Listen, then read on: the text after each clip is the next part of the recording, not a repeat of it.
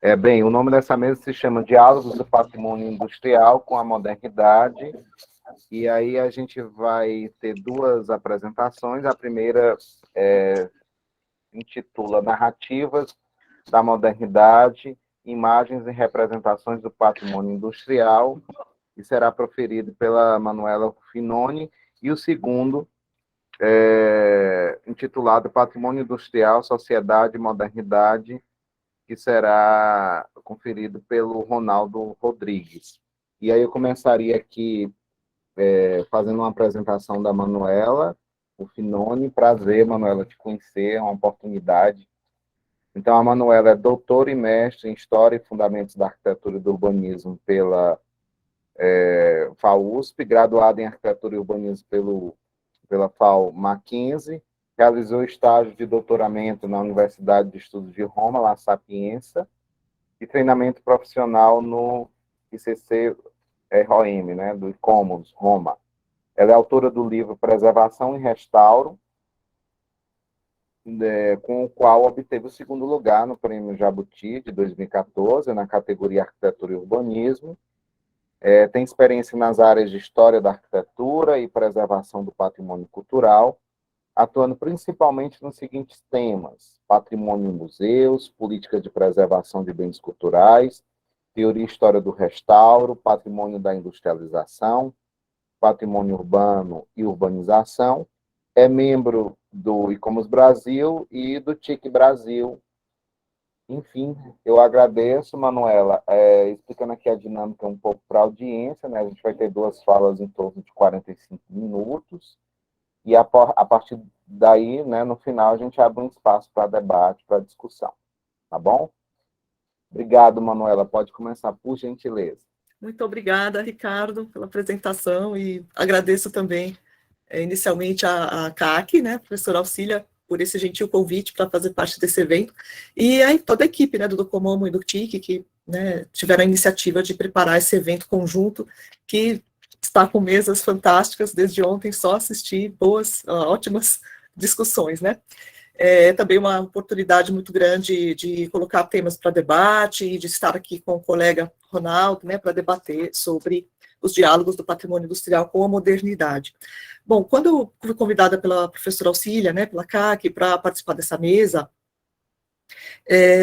eu busquei enfocar, né, nas atividades de pesquisa que eu venho desenvolvendo na Universidade Federal de São Paulo, né. A minha formação de base é em arquitetura e urbanismo, bem como a minha formação como pós-graduação, né, mestrado, doutorado, mas eu atuo como professora no Departamento de História da Arte, né, da Universidade Federal de São Paulo. Então, eu não trabalho diretamente com estudantes de arquitetura. Então, ainda que eu discuta nas minhas pesquisas a questão do projeto, das intervenções de conservação e restauro, inclusive na escala urbana, na prática didática, eu venho trabalhando numa perspectiva interdisciplinar, para tentar discutir as formas de percepção do patrimônio no intercâmbio, no diálogo com a arte, com a literatura, com outros campos do conhecimento.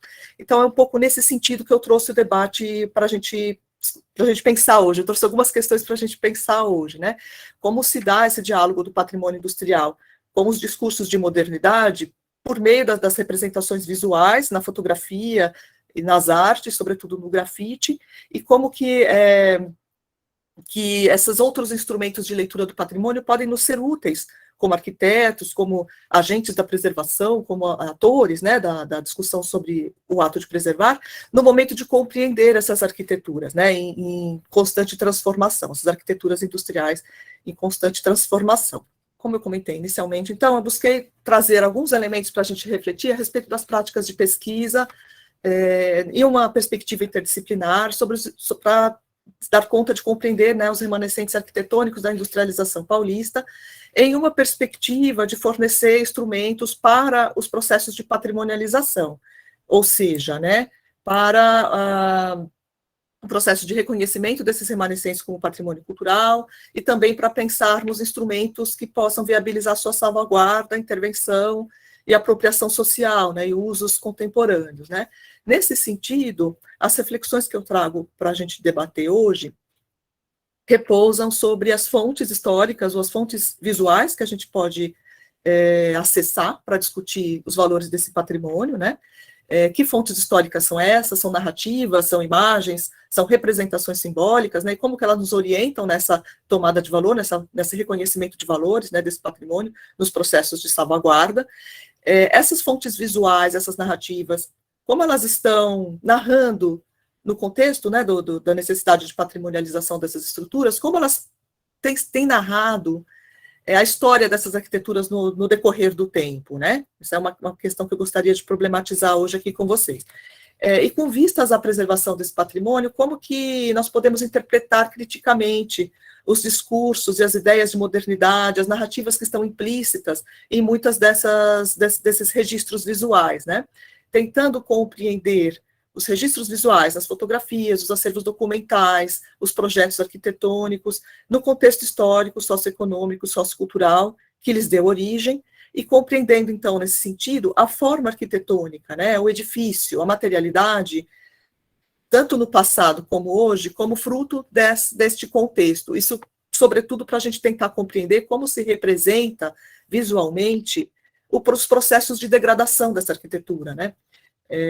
Como foco para essa discussão, dada a grande dimensão que ela poderia tomar, né, eu busquei focar em casos, né, do estado de São Paulo, algumas situações no estado de São Paulo, de patrimônio industrial e suas representações, para que a gente possa debater as fontes documentais disponíveis e tradicionais, né, problematizando a sua interpretação, e bem como discutir um pouco sobre a busca por outras fontes, outras formas de representação desse patrimônio na contemporaneidade que nos auxiliem a preencher lacunas, eventualmente, né, existentes, para que a gente possa perceber o que esse patrimônio significa hoje, né? E para falar sobre isso, eu trago dois exemplos, na verdade, na arquitetura, da leitura dessas arquiteturas na arte e na literatura.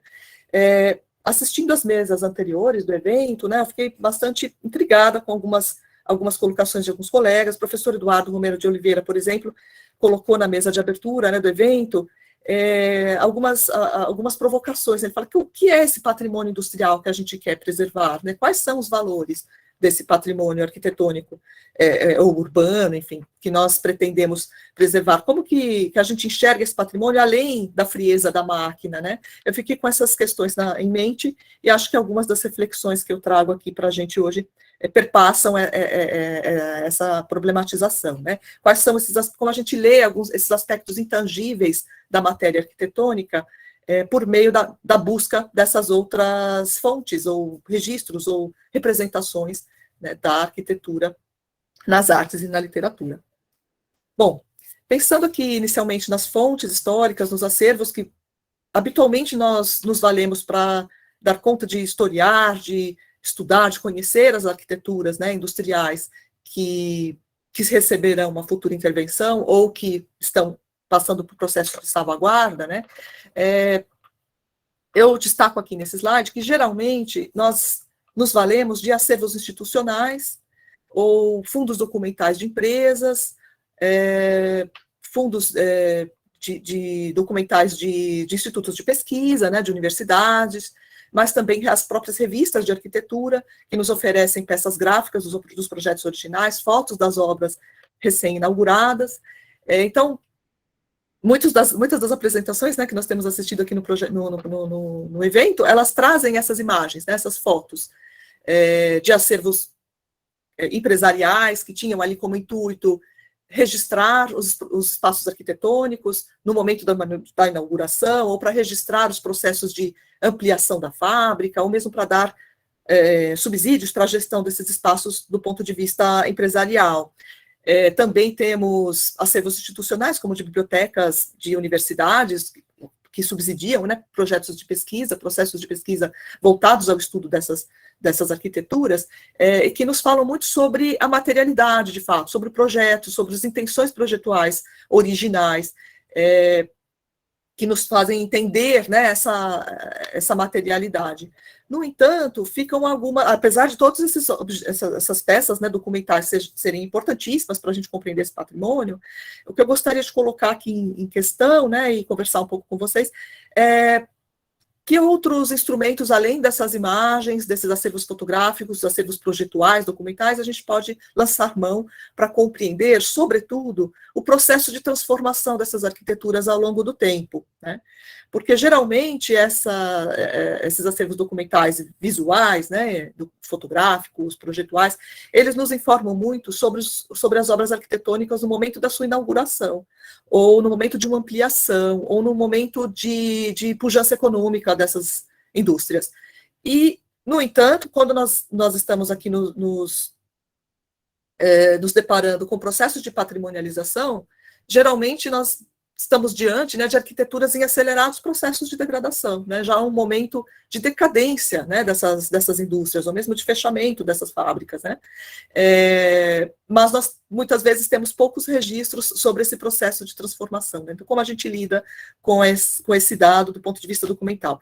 Por outro lado, é importante olhar para esses acervos e nos indagar, né, quem registra, né, quem fez esses registros, por quê e com qual finalidade? Com quem essas fotos, essas imagens, esses acervos estavam conversando, né? Porque há ali alguns discursos implícitos, alguns silenciamentos, por outro lado, e a partir dessa observação é importante sempre a gente ter em vista que essas imagens, essas fontes visuais precisam estar em diálogo com as diferentes ideias de modernidade que perpassam a história dessas indústrias ao longo do tempo, né? Se formos, então, pensar numa leitura contemporânea desses edifícios, que registros e narrativas devem, então, ser mobilizadas e quais as interpretações, quais as tensões epistemológicas que são evidenciadas na leitura desses outros registros, né? Então, eu trouxe algumas, deixa eu ver aqui algumas imagens que nos permitem pensar um pouco sobre essas perguntas, né? Aqui são alguns folhetos publicitários, algumas imagens veiculadas em publicações voltadas à divulgação das empresas, né? E que tem, então, esse objetivo. Então, quem realizou esses registros visuais, com qual finalidade, né? Nós temos uma série de acervos documentais vindos desses fundos empresariais que têm o intuito de destacar a importância econômica da empresa, a qualidade dos seus edifícios, a eficácia dos seus espaços produtivos. Então, há muitas imagens sobre os edifícios, destacando, né, a monumentalidade dos edifícios, ou destacando a qualidade desses espaços internos, como a gente vê aqui nessa segunda imagem, e muitas também, alguns catálogos, algumas publicações, como essa segunda imagem, que é do livro Impressões do Brasil no século XX, que eram voltadas, de fato, para o público externo, né, para investidores, inclusive no exterior, porque essa publicação ela é bilíngue, para atrair investidores para o Brasil, né, atrair investimentos na indústria brasileira. Então, vejam que, apesar de nós termos aqui uma fonte importantíssima para compreender a origem desses edifícios, são dados que nos falam sobre a pujança econômica dessas empresas, né, no momento em que essas arquiteturas estavam no seu auge. Partindo aqui já para registros que falam da arquitetura moderna, de fato, né, eu trouxe algumas imagens de edifícios bastante conhecidos de todos nós, alguns deles foram até citados já em outras apresentações durante o evento, né, nas mesas de ontem. Nós temos acervos fotográficos importantíssimos que retratam as arquiteturas, né, arquiteturas modernistas, né, no setor industrial, né, são vários os exemplos, eu trouxe aqui alguns apenas para a gente ter elementos para o debate. Essa é a fábrica do Shen, uma fábrica de biscoitos e de produtos alimentícios na cidade de Guarulhos, em São Paulo, é um projeto da década de 50, de Oscar Niemeyer, e que foi muito reverenciado, né, pela crítica e pelos registros fotográficos, né, de importantes fotógrafos do período, como o Fliek, né, que é esse que vocês veem as imagens. A gente nota claramente a diretiva, né, do processo fotográfico, né. Você tem aqui uma representação fotográfica que enaltece a arquitetura moderna, mas enaltece essa arquitetura industrial do ponto de vista com o intuito, de fato, de evidenciar a importância dessa empresa no setor, né? Então, mostra suas instalações, o quanto elas são eficazes e quanto elas são organizadas, né? Então, há várias narrativas implícitas nessas imagens, né? Há uma certa evidenciação da arquitetura em seu aspecto monumental, em seu aspecto de progresso, de uma ideia de desenvolvimento que se lê por meio da expressão arquitetônica, mas a gente percebe também que são imagens, são fotografias e também registros de projetos que nós vamos ver a seguir, que perpassam, em grande medida, uma corrente interpretativa do que foram essas arquiteturas, muito vinculada à história econômica, à história empresarial, né? Não nos deixa entrever, pelo menos nessas imagens, né, muitos aspectos acerca da situação de trabalho nesses espaços, ou da história social por trás, né, dessas grandes arquiteturas. Aqui nós temos um outro exemplo importante, também citado aqui nas mesas de ontem, a Fábrica Olivetti, também na cidade de Guarulhos, projeto de Marcos Anuso, da década de 50, onde nós temos um registro fotográfico importante dessas grandes estruturas, né, de concreto, destacando, né, a importância da materialidade dessa arquitetura e também aspectos do processo produtivo.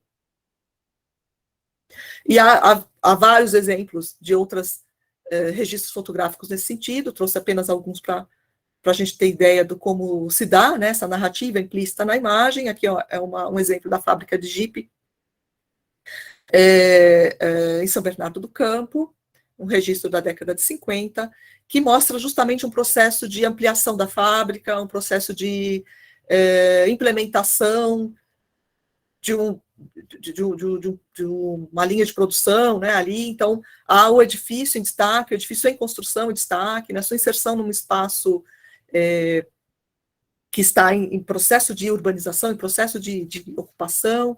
Há imagens que mostram os operários, sim, mostram os operários, mas dentro do contexto da pujança econômica, do processo produtivo, quase como que esse operário estivesse ali fazendo parte de uma das engrenagens, né, do processo produtivo. Então, como esses documentos, né, visuais, eles narram a trajetória dessas arquiteturas ao longo do tempo, as suas transformações ao longo do tempo. Os exemplos que a gente viu anteriores são registros importantíssimos, que nos falam muito sobre a origem dos projetos, sobre a sua materialidade, sobre a importância dessa arquitetura. No entanto, nós não teríamos que assomar a essas imagens outras referências, né, outros registros que contassem acerca da passagem do tempo sobre essas estruturas. Então, trago um exemplo aqui, que é a Companhia Jardim de Cafés Finos, projeto de Rino Leve, na cidade de São Paulo, projeto da década de 40. O Rino Leve, um arquiteto, né, bastante conhecido de todos nós, ele projetou vários edifícios fabris na cidade de São Paulo. Só nessa região há 3 edifícios, não próximos exatamente, mas numa mesma região fabril, ali, entre Moca, Brás, Belenzinho. Essa é uma grande obra de arquitetura muito cultuada pela historiografia do modernismo, e que infelizmente foi demolida nos anos 2010, né, em 2011 especificamente. Então aqui nós temos alguns registros que nos permitem estudar essa arquitetura não mais existente, né, os projetos arquitetônicos, as fotos, os registros fotográficos históricos, né, esses são da década de 40. No entanto, tendo em vista que é uma edificação que foi demolida, há todo um processo, né, de transformação dessa arquitetura ao longo do tempo, e transformação da própria ideia de modernidade que essas arquiteturas traziam, né, em sua origem, ao longo do tempo, que necessita de outras informações, né, de outras fontes para nos informar, né. Eu tenho aqui 2 momentos, né, da década de 60, uma imagem da década de 60, que mostra já um pouco mais de 2 décadas depois da sua inauguração, um primeiro momento ali já de alteração de uso, de decadência econômica, já o edifício está destinado a aluguel, e todo um período aí que nós temos dificuldade de encontrar registros, pelo menos nesses acervos institucionais disponíveis para consulta pública, e finalmente um registro de 2011, que pelo Google Street View, que mostra já a edificação no acelerado processo de degradação, já em processo de demolição, na verdade, né? Então, quais registros a gente precisa, né, lançar mão para compreender esses processos de transformação, de apropriação recente dessas arquiteturas, quando elas passam por intervenções voltadas a conferir novos usos, enfim. para que a gente consiga compreender essas arquiteturas no tempo, e não apenas no momento da sua inauguração ou do período áureo dessas indústrias, né? Então, aqui também uma reportagem que comenta, né, sobre a demolição da indústria, é de 2011, e que traz como registro dessa memória, daquilo que já se foi, né, de uma indústria que já foi demolida, novamente a imagem do momento da sua inauguração, digamos assim, né? Não sei se exatamente da inauguração a foto, mas do momento que o edifício estava em sua materialidade plena, digamos assim, né? Quando o projeto estava ali reluzente, recém-construído, enquanto que, na verdade, ele passou por décadas de transformações que nós acabamos, né, não conhecendo a fundo, né? Essa é a questão que eu destaco aqui. Então, a problematizar nesses registros documentais, que são geralmente provenientes dos períodos de relevante crescimento econômico e empresarial, destacando ou a inauguração de edifícios, ou processos de ampliação do sistema fabril, registros em que nós vemos as arquiteturas geralmente representadas com certa monumentalidade, ou em ângulos que evidenciam, né, essa importância arquitetônica. Nós vemos também representadas ali linhas de produção ativas, pujantes. Temos os operários nessas imagens, mas geralmente dispostos como partes da engrenagem da produção, né? Então, ao problematizar esses registros, surgem aqui algumas perguntas, né? Quais imagens e representações nós podemos mobilizar para evidenciar outras leituras do universo da produção? É claro que todos esses registros são importantíssimos, mas quais outros nós podemos mobilizar para colocar em diálogo com esses registros visuais desses períodos, né, de relevante crescimento econômico? Como ler a transformação e apropriação desses espaços ao longo do tempo, além desses períodos de maior pujança industrial, né? Que é justamente o contexto em que, muitas vezes, né, a decadência econômica, a degradação material dos edifícios assumem protagonismo, e é geralmente o contexto em que estamos discutindo os processos de salvaguarda desses edifícios, né? E quais imagens e representações podem nos lançar a problematização acerca do avesso dessa modernidade almejada, né, em muitos desses projetos, né? Muito brevemente, para dar conta aqui do meu tempo, do tempo disponível para a minha apresentação, vou comentar duas possibilidades de registro, né, o grafite e a literatura. Para falar do grafite, eu trago um exemplo paulistano que vocês devem conhecer, né? Vários de vocês, quem conhece bem São Paulo, deve conhecer esse complexo industrial, o complexo da nitroquímica, localizado no bairro São Miguel Paulista. É um grande complexo industrial voltado à indústria química, à produção de rayon, enfim, uma indústria muito poluente, inclusive, que remonta à década de 30, século XX, e que ainda hoje tem algumas etapas do processo produtivo em funcionamento, mas grande parte do complexo industrial foi desativado por volta da década de 60 e passou por um processo de patrimonialização recente, nos anos 2010, no qual algumas das estruturas do grande complexo industrial foram selecionadas para tombamento, né? Alguns edifícios e algumas estruturas vinculadas a esses edifícios, estruturas maquinários, né? Vinculadas ao maquinário desses edifícios. É um complexo industrial que foi bastante discutido, né, na literatura na área da história social, né? Eu destaco aqui as pesquisas, sobretudo do professor Paulo Fontes, sobre a história da nitroquímica no campo das lutas sindicais, da representatividade sindicalista, né? Um complexo industrial que teve uma proeminência importante nesse sentido, né? E é aqui um dos registros que eu trago nesse sentido, né, uma manifestação de trabalhadores na década de 80, uma reivindicação sindical, justamente era uma indústria que possuía etapas produtivas muito poluentes, muito insalubres, então isso também gerou uma série de dificuldades para os seus operários, né, e nós temos aí o tombamento na década de 2010. E discute-se, né, contemporaneamente, é um tombamento relativamente recente, como interpretar esses espaços do ponto de vista da história social, esses espaços tombados, sendo que parte da indústria permanece em atividade e que esses edifícios tombados não são acessíveis ao público, né, acessíveis à memória coletiva. Então, uma iniciativa importante que eu destaco nesse sentido é esse projeto, né, desencadeado pela própria Votorantim, né, que é a empresa que hoje encampou, né, Nitroquímica, de certa forma. Foi desenvolvido um projeto por iniciativa do Grupo Votorantim, de outras empresas locais, com auxílio da Lei Rouanet, para desenvolvimento, para uma intervenção em todo o muro, em grande parte do muro que circunda o Complexo Fabril, de intervenções de grafite, né, convidando profissionais que moram na região ou que têm uma relação particular, né, pessoal com a relação, né, com uma relação pessoal com o bairro, né, eu quis dizer. Então, envolvendo cerca de 30 profissionais, entre ativistas culturais, grafiteiros, educadores, historiadores, que buscaram discutir, levantar elementos sobre a história do bairro e discutir formas de representar essas etapas da formação do bairro ao longo do muro, né, que permeia, né, todo o complexo fabril.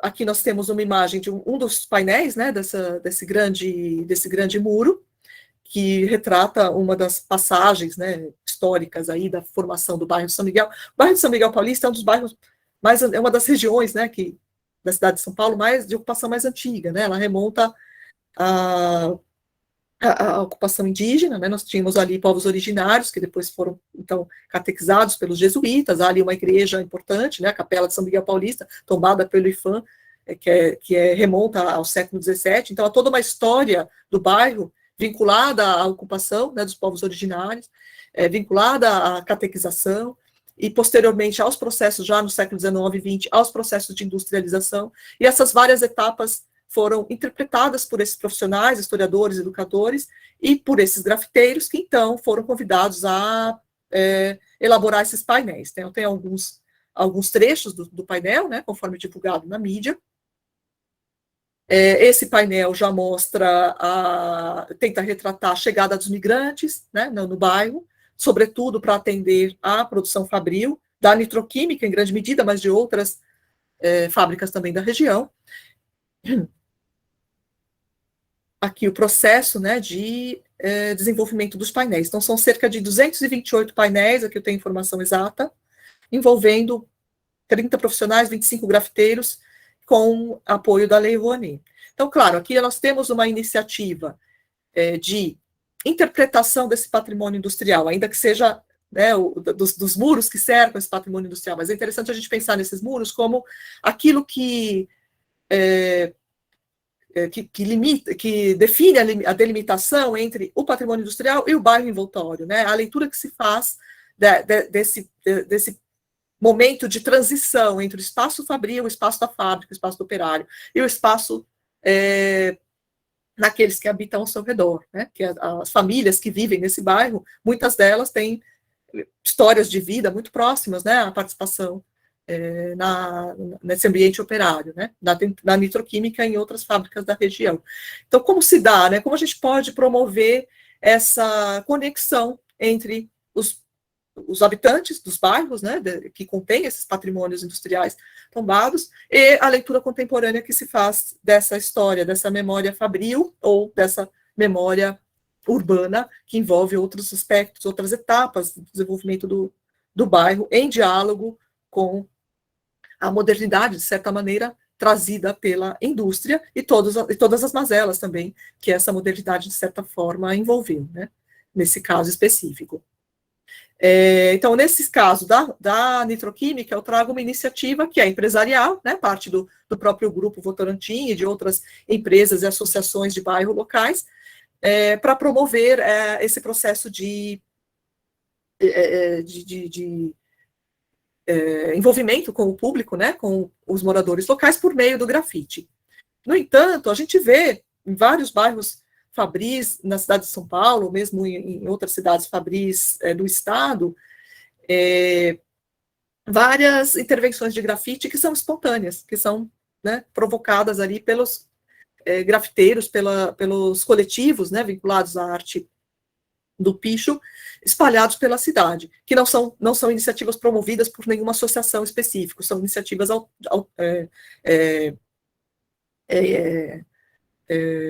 vindas dos próprios coletivos. E é interessante a gente observar esses registros como uma leitura contemporânea dessas arquiteturas em processo de degradação na cidade contemporânea, né? É claro que aqui eu estou trazendo esses elementos, essas informações, com uma possibilidade de vislumbrarmos um olhar que vem de uma outra camada da população, que geralmente está alijada desse processo de construção de memórias visuais, né? Então, aquelas fotos provenientes dos acervos documentais, né, que eram realizadas muitas vezes por encomenda da própria indústria, por fotógrafos de renome, que retratavam a arquitetura, o processo de ampliação das fábricas. Quem fotografava? Com qual objetivo, né? Essa era a leitura que nós tínhamos daquele período histórico. Na contemporaneidade, nós temos aqui uma outra camada da população, os coletivos artísticos de grafite, do picho, que atuam na cidade contemporânea, fazendo a sua leitura desse processo de degradação, né? Ou dessa presença imponente, muitas vezes, da arquitetura industrial no tecido das cidades em transformação. É claro que, ao trazer essas imagens, não sugiro que estejamos diante de uma necessidade de pensar a permanência ou não desses grafites. Isso é uma outra discussão, né, no momento de intervenção sobre essas arquiteturas. Mas é importante nós vermos, compreendermos essas intervenções como uma camada de leitura dessas fábricas, né, desses edifícios em degradação. Então, aqui eu destaco particularmente o registro que é feito aqui na parte superior desse edifício. É um edifício que já foi demolido, inclusive, era uma antiga fábrica de açúcar, e aqui há uma apropriação aí popular, cultural, do que representa essa fábrica aí na memória coletiva, né? A União faz açúcar e nós a arte, né? Uma manifestação ali dos coletivos artísticos da região. Esses registros não existem mais, porque essa edificação especificamente já foi demolida. E eu destaco também essa iniciativa de abrir espaço, né, colocar as arquiteturas, ver as arquiteturas industriais como espaços produtivos para a arte urbana, de uma maneira geral. Eu destaco as iniciativas que vêm acontecendo em várias cidades do mundo, né? Eu já tive a oportunidade de investigar na internet mesmo, ou mesmo em breves visitas a esses locais, que há vários bairros industriais em Berlim, em Paris, em Roma também já tive a oportunidade de perceber, que possuem espaços fabris em processo de abandono ou em processo de transição de uso, e que muitas vezes são intencionalmente destinados, né, à intervenção de coletivos artísticos de arte urbana, né? Há alguns casos em que isso vem acontecendo com resultados visuais muito, muito impressionantes, muito importantes do ponto de vista da arte contemporânea. E, por fim, eu trago, então, uma referência como uma possibilidade de interdisciplinar, de mobilização de narrativas distintas para compreender essas lacunas no processo de transformação dessas fábricas ou desse ambiente fabril, ou no impacto desse ambiente fabril na vida dos operários, ou daqueles que, não trabalhando necessariamente na fábrica, vivenciam esse ambiente, né? Eu trago uma contribuição do ponto de vista da literatura. São referências ao universo fabril na obra do escritor Luiz Rufato, né? Luiz Rufato é um dos grandes escritores brasileiros, né, da literatura contemporânea. Ele é natural de Cataguases, em Minas, nasceu em 1961, e ele possui uma ampla obra, né, vários livros publicados, com as mais distintas temáticas, mas eu venho me dedicando à leitura da obra dele, e eu percebo o quanto há conexões com as discussões do campo do patrimônio industrial, né, que podem ser mobilizadas para pensarmos o patrimônio industrial, né. Ele possui várias obras publicadas, nas quais, em muitas delas, né, nós observamos retratos da classe trabalhadora, né, histórias protagonizadas por trabalhadores, tentando pensar esse universo fabril, como ele permeia a vida, o imaginário desses trabalhadores. É claro que nós estamos aqui falando de obras de ficção, né, não são fontes históricas, né, são obras de ficção, mas que por meio da ficção, assim como por meio da arte, a gente consegue, né, perceber outras possibilidades de interpretação dessa materialidade, também por meio da obra de ficção, a gente pode tentar mobilizar aí algumas leituras desse processo de transformação, de degradação, ou desse avesso da modernidade, que muitas vezes pode ser lido no ambiente fabril, né? Então, eu trago 2 trechinhos apenas da obra do Luiz Rufato. Esse primeiro trecho está na obra A Minha Primeira Vez, é um livro de 2014, e ele tem ali um texto inicial em que ele se apresenta como escritor. Acho muito bonito esse texto, porque ele se coloca como um escritor que tem origem humilde, que veio de uma família de trabalhadores, que foi ele próprio trabalhador de fábricas, e é nesse lugar que ele fala da fábrica, que ele fala do universo fabril, né? E ele diz: expõe o caminho percorrido, porque não quero esquecer de onde partir, Então, quando eu faço aquela pergunta lá no início, quem fala, né? Quem produz o registro? Qual é a experiência de quem produz o registro e para quem essa pessoa que produz o registro está falando, né? Aqui nós estamos diante de um escritor que parte da sua experiência pessoal no universo fabril para construir histórias, ambientar histórias, ainda que fictícias, né? Nesse ambiente fabril. Então, ele conta um pouco, né, da sua experiência, né, da sua origem. Ele trabalhou em fábrica de algodão, trabalhou em fábrica na usinagem de ferro fundido, enfim. Então, ele conhece esse universo, e é a partir daí que ele constrói as suas imagens literárias, né, dessa realidade. E trago, por fim, um último trecho de um mini-conto de Luiz Rufato, que está no livro Eles Eram Muitos Cavalos. É um livro de 2003. Há uma série de contos e mini-contos, né, de textos bem breves, não necessariamente interligados entre si, e que, de alguma maneira, perpassam o universo fabril. Não é o único motivo da sua obra, né, o único tema que ele destaca, que ele discorre na sua obra, mas perpassam, muitas das suas narrativas perpassam o universo fabril, não necessariamente dentro da fábrica, mas no entorno das fábricas, nos botequins, nas áreas de comércio, como se dá essa vida urbana em torno das indústrias, né? Nesse mini-conto, com o título Chegasse o Cliente, é um mini-conto bem curto, eu não vou lê-lo inteiro, mas só para situar um pouco a perspectiva, né, do escritor. Ele parte de um acidente de trabalho, né, 2 operários em um andaime sofrem um acidente, caem desse andaime, falecem na calçada, e isso é retratado pelo conto de uma maneira muito realista, uma narrativa muito seca, que de certa forma denuncia essa precariedade, essa banalização da vida do operário, muitas vezes em alguns universos que a gente percebe, né, em alguns universos fabris, e na própria maneira de construir a linguagem, ele ironiza as estruturas, as hierarquias de poder que estão implícitas na linguagem. Então, muitas vezes ele subverte a narrativa, altera a forma de pontuação, né, da narrativa, para buscar uma maneira solta, mas ao mesmo tempo seca, de falar sobre essa banalização da vida do operário. Então, houve esse acidente de trabalho diante de um estabelecimento comercial, um restaurante, onde há um casal chegando para almoçar, enfim, não sei se é almoçar ou jantar, mas enfim, e o funcionário, né, está ali limpando a calçada, e o casal pergunta: mas aconteceu alguma coisa aqui e tal? Ele falou: não, é só um probleminha que já está resolvido, né? Então, então, chegasse o cliente 10 minutos antes, chegasse o cliente antes 10 minutos, que fosse, e veria 2 corpos, o rosto de um esborrachado contra a guia, a perna sobre as costas, um malabarismo agora inútil, enfim, toda essa narrativa bastante seca, discorrendo sobre um acidente de trabalho, que é algo, infelizmente, muito comum em várias dessas atividades da construção civil, dessas atividades da fábrica, né, que envolve o universo fabril, né? E que envolvem o imaginário daqueles que convivem, que viveram nesses bairros, né?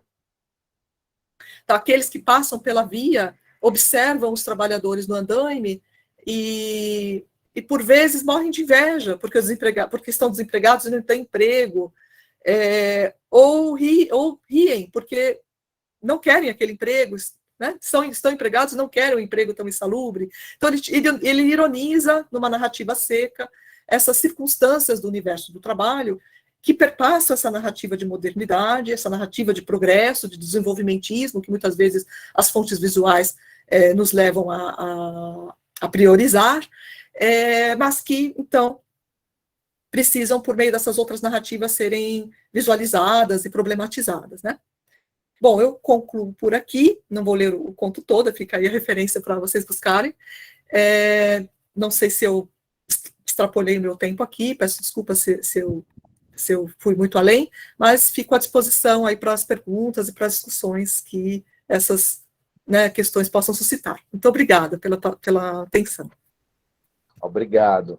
E aí, na sequência, a gente vai fazer agora a apresentação do Ronaldo Rodrigues, que vai falar sobre patrimônio industrial, sociedade e modernidade. O Ronaldo é doutor em História e Patrimônio pela Universidade do Minho, em Portugal, apostolado com o título de doutor em História pela UFMG, mestrado em Administração pela UFMG, Master em Conservação e Restauração do Patrimônio Arquitetônico e Urbano pela Escola Técnica Superior em Arquitetura de Madrid, Universidade Politécnica de Madrid, Espanha, Diploma de Estudos Avançados em Sociologia pela Universidade Complutense de Madrid, Bacharel em Engenharia Elétrica pela PUC Campinas, Bacharel em Administração pela UFMG, Bacharel em Conservação e Restauração dos Bens Culturais Móveis, também pela UFMG, e Bacharel em Museologia. Áreas de pesquisa: História de Empresas, Relação Empresa, Sociedade, Cultura, Conservação e Restauração, Gestão Cultural, Museal e Patrimonial, com foco de atuação nos seguintes temas: conservação e museologia, conservação preventiva, arqueologia industrial e patrimônio industrial. É um prazer, Ronaldo, contar com você e te conhecer. Agradeço ao pessoal e a toda a organização do evento de convidar a gente para essa apresentação, né? É uma alegria estar dividindo a mesa com a Manuela, uma companheira da lida do patrimônio industrial há tantos anos, né? E eu acho que a nossa final de manhã e princípio de tarde vai ser bem legal, porque a gente não combinou, mas a gente acho que fez duas apresentações que vão, de certa forma, dialogar e vão se complementar. Então, vai ser bem interessante. E vamos começar, né? Porque o tempo urge. Deixa eu compartilhar. Quando tiver ok, vocês me avisem, por favor. Eu vou compartilhar no PDF, que eu acho que... Porque eu olhei o meu PowerPoint, ele desconfigurou, ainda bem que eu tinha ela no PDF. Deixa eu só visualizar. Tela cheia. Tá ok para todo mundo? Perfeito, Ronaldo, perfeito. Além das formações e de professor da PUC Minas, né, eu sou o coordenador do Comitê Científico Nacional de Patrimônio Industrial, do ICOMOS Brasil, né, faço parte do TIC Brasil, do TIC Internacional, do ICOMOS Internacional, e sou membro, né, da APPI, que é o TIC de Portugal, tá? Bom, quando a Kaki me fez a proposta para fazer essa apresentação, uma provocação que eu fiz para ela, de certa forma, caramba, eu vou ter que falar basicamente para um grupo de arquitetos. E eu gostaria de falar algo diferente, algo novo, e não centrar, né, nas estruturas, né, na arquitetura, de maneira geral. Claro que a gente vai perpassar por esses conceitos também, por essas áreas de conhecimento, mas eu queria falar mais sobre a questão social e os impactos da modernidade, né, em relação ao patrimônio industrial, a própria construção, concepção, ideia que a gente tem de patrimônio industrial. Então, basicamente, essa foi a proposta que eu trouxe. E aí, só para a gente fazer uma introdução e discutir um pouco, né, essa ideia, a ideia de modernidade, né, a ideia de como a gente percebe o mundo atualmente, ela vem muito de uma racionalidade científica e uma racionalidade técnica que foram construídas a partir de meados do século XVIII. E a nossa forma de pensar, de agir, de ver o mundo, né, de nos posicionar, ela está muito relacionada a essa questão.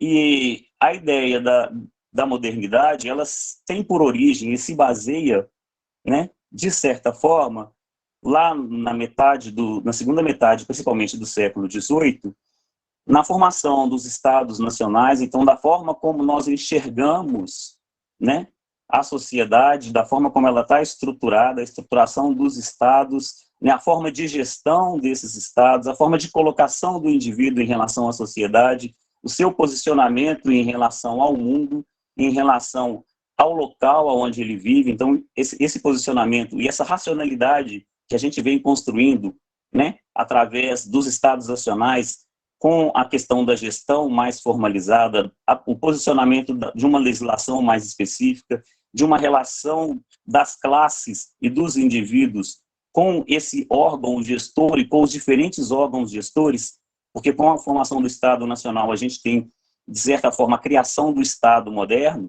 mas também das instituições modernas que regem, de certa forma, a nossa vida. Então, todo esse regimento, toda essa normatização, ela vem daí. Além disso, né, e aí é o nosso grande foco, a racionalização do trabalho. Ou seja, a modificação total de uma visão do trabalho, de como enxergar o trabalho e o próprio posicionamento do trabalho em relação à sociedade. Como que a gente vê esse trabalho? Né, o trabalho passa a ser visto dentro de instituições, o trabalho passa a ser visto de uma maneira mais formalizada, o trabalho passa a ter uma função específica, né, que é diferente de todo o momento anterior vivido, e além disso, né, a própria urbanização da cidade, no sentido da cidade moderna, da cidade como nós percebemos hoje. Né? Então, isso tudo nos traz uma forma e uma concepção de vida que nos permite hoje fazer as nossas interpretações e entender o mundo. E disso, né, eu tirei 3 elementos para a gente pensar. Né? As relações sociais, advindas dessa forma de pensamento e dessa percepção de mundo, a partir, claro, do patrimônio industrial, né? E também a sociedade moderna. Como é que a gente tem, de certa forma, se posicionado e percebido criticamente essa sociedade que a gente vem construindo. E o que a gente tem discutido muito aqui no nosso seminário, no nosso congresso esses 2 dias, é muito do que a gente criou e de como a gente vê e o que a gente quer nesse futuro. Eu gosto muito de fazer essa relação entre o que o passado nos traz, qual o presente que a gente constrói e que futuro a gente espera. Né? E eu acho que isso é bem forte hoje, porque, de certa forma, se a gente está falando aqui de uma sociedade moderna, de uma modernidade que foi construída a partir de meados do século XVIII, muitas vezes a gente também se põe num posicionamento de pós-moderno. Mas o que é o pós-moderno? O que realmente a gente desconstruiu do que foi, né, construído como sociedade nos últimos 2 séculos e meio? Então, a ideia também é a gente se posicionar enquanto cultura social, né, enquanto ideias, enquanto desenvolvedores de grupos de sociedades, de relações, né, a cultura material, que cada vez mais eu acho que ela se torna mais forte, né, a nossa capacidade de materializar, ou de concretizar, ou de quantificar, né, de analisar, ela tem se tornado muito maior do que a nossa capacidade, né, de criar, de ser mais instintivo, de ser mais natural, né? Então, eu acho que isso a gente tem que pensar também, que tem a ver com a cultura imaterial, né? Que é toda a nossa vivência, né? Toda a nossa herança, todas as nossas relações. Então, eu acho que é bem legal a gente perceber isso. Então, dentro do patrimônio industrial, eu trago a origem, né, os primórdios, que eu acho que é fundamental a gente perceber essa construção, e para o patrimônio industrial, né, uma referência muito forte que a gente tem lá com a Revolução Industrial e a criação dessa relação, né, com a modernidade, com a sociedade, né, é a idealização de Robert Owen sobre o New Harmony, né? New Harmony era uma sociedade que ele pensava para 2.000 pessoas e que todas as estruturais estivessem ali reguladas de tal forma que oferecesse a essa sociedade uma capacidade e uma vivência harmoniosa, feliz, né?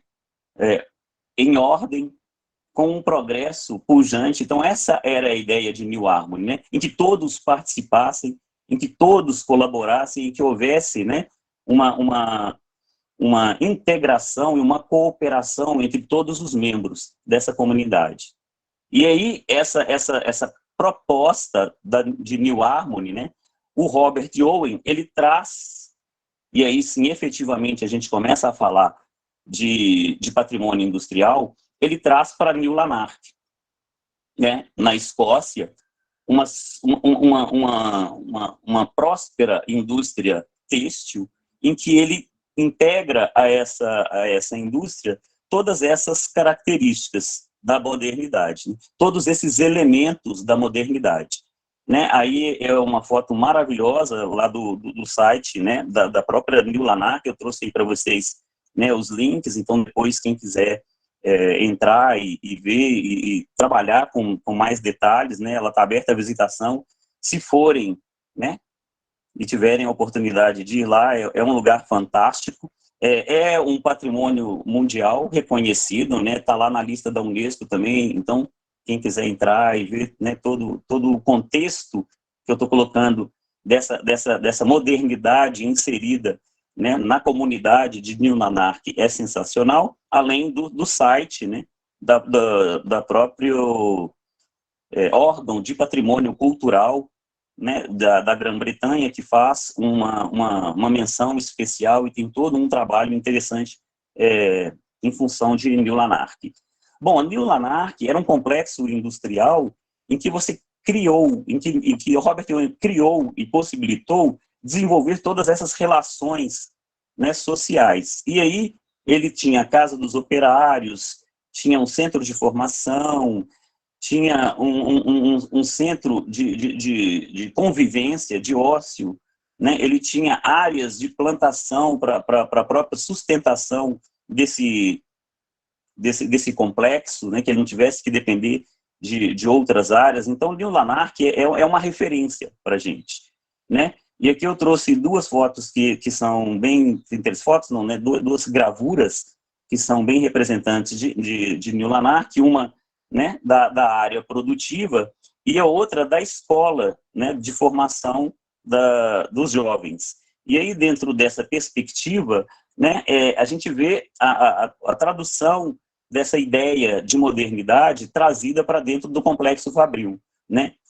Robert Owen, ele pensa, né, os direitos humanos, ele pensa princípios de educação pública e ele pensa no trabalho das crianças e como esse trabalho ele vai acontecer. Ele é um visionário em relação a horários de trabalho, né, em participação de crianças no ambiente de trabalho. Ele regulamenta horas de trabalho, legislação de trabalho, né? A hora que ele constrói o complexo, ele recruta famílias e dentro dessa comunidade ele tem todo o complexo de moradias operárias, né? Dentro dos mais diversos níveis hierárquicos. Então ele cria uma comunidade muito complexa em que ele se preocupa desde a instrução elementar de formação das crianças até uma vida social para os seus empregados.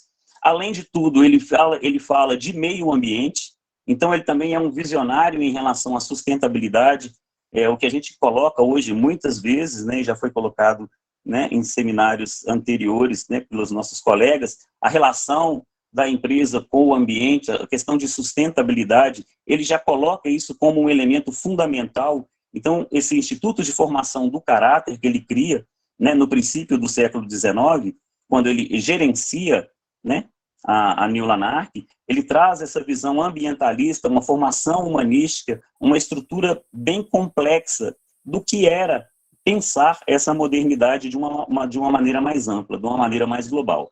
Né? E fundamental, né, ele traz também a ideia que a gente constrói a partir da modernidade de uma ética social, voltada para a questão da saúde, voltada para a questão do caráter, das relações sociais, Então, o Robert Owen, de certa forma, a gente pode falar que ele introduz a questão da modernidade de uma maneira muito complexa dentro das fábricas e traz para nós o que hoje a gente pensa e tenta passar, né, para as pessoas, que vem a ser o patrimônio industrial, que não simplesmente, né, a fábrica em si.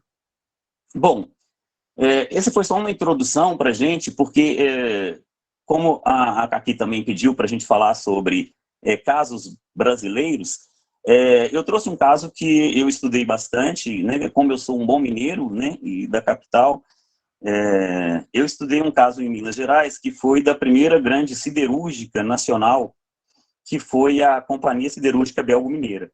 Né, hoje, a atual ArcelorMittal, ela passou por vários complexos de integração e de ampliação do negócio.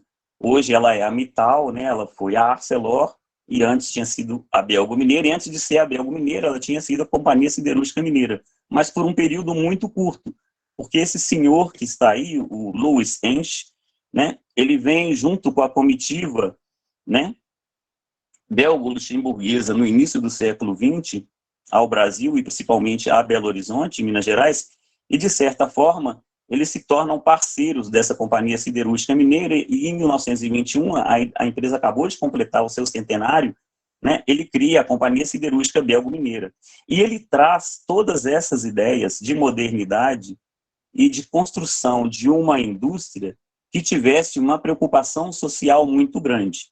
Né? Então, é interessante, isso aí já é nos anos 30, quando ele deixa de gerenciar, e eu gosto dessa foto, porque é como se ele estivesse olhando para a fábrica e para todo o complexo, e de certa forma, talvez, né, se perguntando se tudo aquilo que ele esperava construir, de um grande ambiente, não só industrial, mas também social, se isso se transformou em realidade. Se ele conseguiu fazer com que essa modernidade, dentro da perspectiva lá da prosperidade, né, do progresso, da ordem, que a gente tem até na nossa bandeira nacional, que advém também, né, desse tempo, dessas ideias, se isso aconteceu. Né, eu gosto muito dessa foto. E aí eu trago para vocês a fábrica no início, né, lá nos anos 20, como a Manu colocou, né, a Manuela, desculpe a intimidade com a Manuela, a gente vê como é que a fábrica se posiciona lá nos anos 20, quando ela tem o início da sua vida, né? E a gente pode observar na foto à esquerda, a fábrica ainda num complexo pequeno, né, se a gente considerar as dimensões hoje, mas a vila operária já ao lado da fábrica. E ele já tentando construir essa relação entre o social, né, e o industrial. E aqui a fábrica, nos anos 50, quando ela atinge o auge de produção, né, e aí já todo um complexo industrial acima, à direita, e abaixo, central, você tem um complexo de ócio, né, e de vida social dos empregados, ladeado à direita e à esquerda pelas vilas operárias. E tinha muito mais vilas operárias. Né?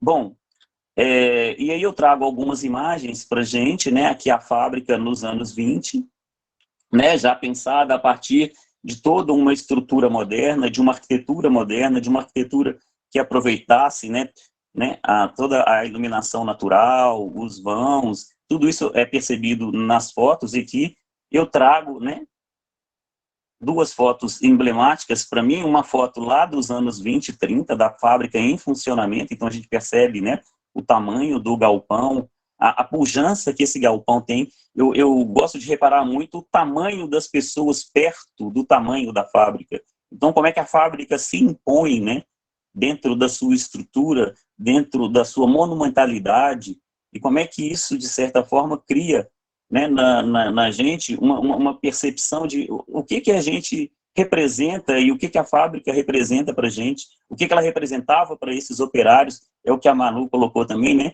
A gente tem que se colocar, né, na posição dessas pessoas, e o que a gente percebe também, como ela já colocou, né, a foto parece que é preparada para isso, a gente não tem os operários no ambiente de trabalho, em trabalho, né? Eles estão no ambiente de trabalho para uma exposição externa, né, para uma colocação, olha aqui a nossa fábrica, como ela é grande, né, como ela é poderosa, como ela é pujante, e como nós fazemos parte disso aqui. E aí, uma foto à direita da fábrica hoje, né, de como está esse galpão. Porque essa parte da fábrica foi completamente abandonada e construída a nova fábrica. E aqui a oficina mecânica, a coisa, né, a pujança, o tamanho, né, a forma, todas as características que a gente tem dessa empresa nos anos 20 e 30, e como hoje se encontra esse galpão da fábrica. E aí o que eu queria trazer, que são também outros elementos, e o que eu falei, essa relação da fábrica com a sociedade, com os elementos da modernidade. Então, uma coisa que ele traz, né, é a preponderância da técnica em relação ao fazer. Então, o saber fazer, né, ele é importante, mas ele traz laboratórios, ele traz uma central de gestão em que se vão formalizar todos os processos, se vão formalizar todas as relações dentro da organização com a sociedade. Então, é bem interessante a gente ver, né, ao lado esquerdo, o laboratório de análises da usina. Então, ele traz toda essa técnica de elaboração, de tratamento, né, do minério, da transformação em lingotes de aço, e isso ele trabalha isso de forma muito efetiva, e tanto é que, nos anos 40, né, dentro da característica da fábrica, né, é legal a gente também pontuar, né, a fábrica ela chegou a ser a maior fábrica mundial de siderúrgica com produção a carvão.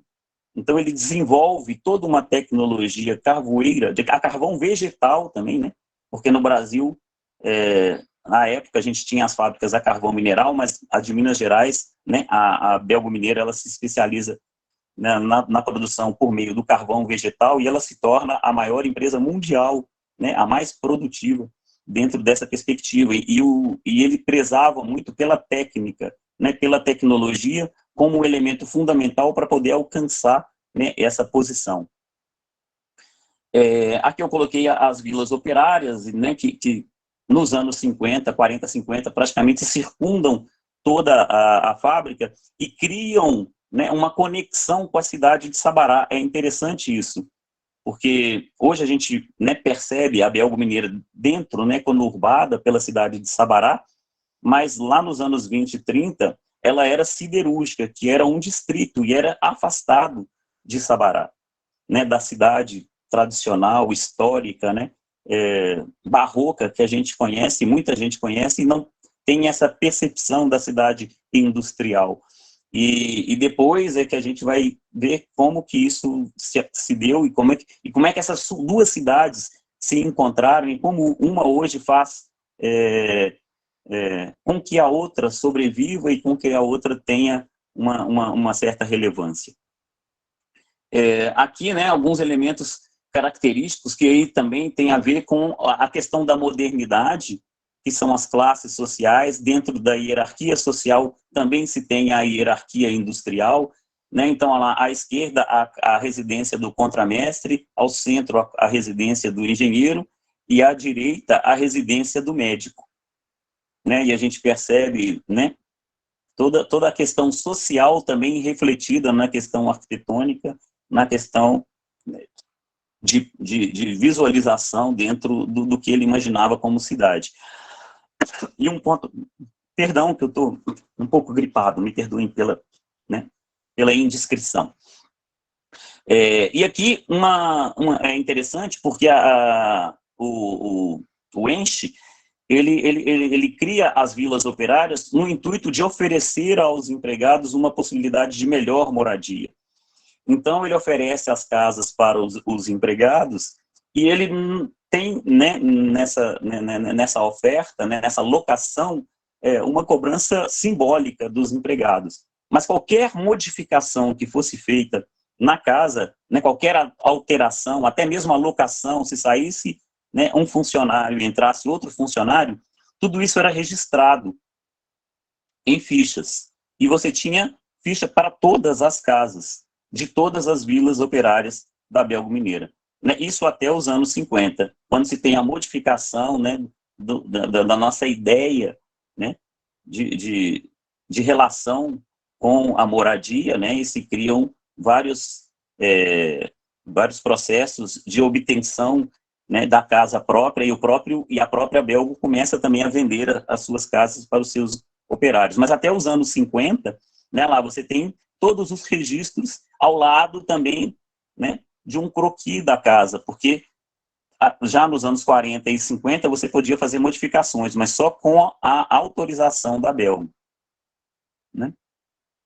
Bom, aqui já a questão social, né, então a maternidade em Sabará, perdão, a maternidade luizense, o posto de abastecimento, então a Belgo ela abastecia os seus, por ser, né, uma região afastada da cidade, a Belgo criou um posto de abastecimento que oferecesse aos seus funcionários e às suas famílias, né, a possibilidade de compra, né, de produtos num valor menor e de maior acessibilidade.